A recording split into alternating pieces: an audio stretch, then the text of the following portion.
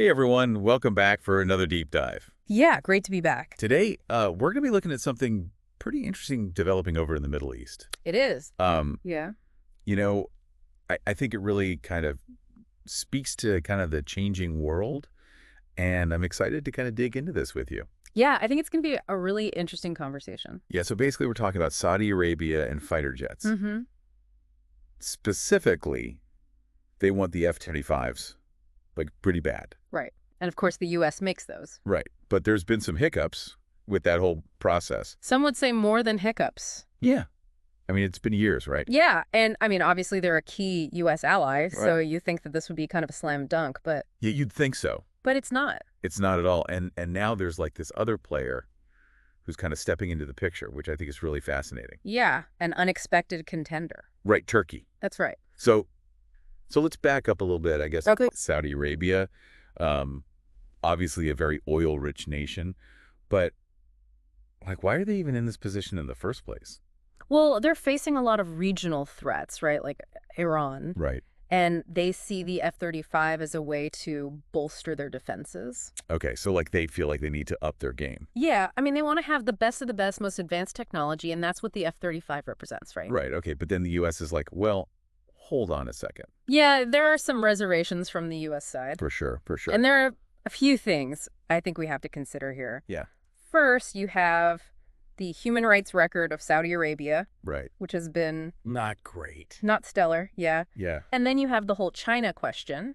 Oh, right, because they're getting closer to China. Exactly, and China's like the big U.S. rival right now. Right. So the U.S. is not too happy about that. Yeah, I can see that. And then, of course, there's the whole thing with Israel. Oh, right, yeah. The U.S. has committed to maintaining Israel's military edge in the region, and Israel's the only Middle Eastern country with F-35s right now. Right. So you can imagine there's some sensitivity around that. Right, for sure. And then, so with all of this as a backdrop, Yeah, in steps Turkey, that the KAM fighter jet. which, like, come on, that's pretty wild. It's a pretty bold move. It is. Like, they just had their first flight with this thing in February of this year. Yeah, February 2024, like super recent. Like, so new. Brand new, and they're pitching it as a cheaper alternative to the F-35. Okay, so specs-wise, Yeah. how does it actually compare? Okay, so Let's- on paper, it has a higher payload capacity. Okay. And it's got dual engines. Right.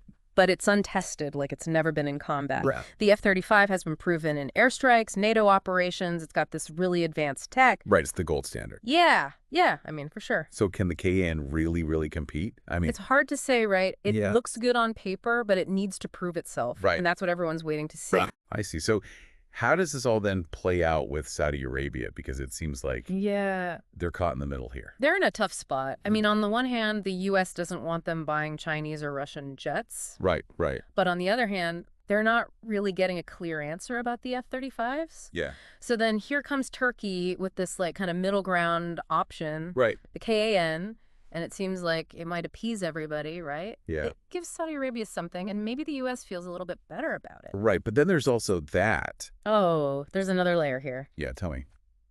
Turkey also wants F-35s from the U.S. Really? Yeah, they're still trying to get them. Wow. Okay. So they're offering this alternative, but they themselves want the real deal. Exactly. It's pretty ironic when you think about it. That's crazy. Yeah. So what do you think is going to happen here?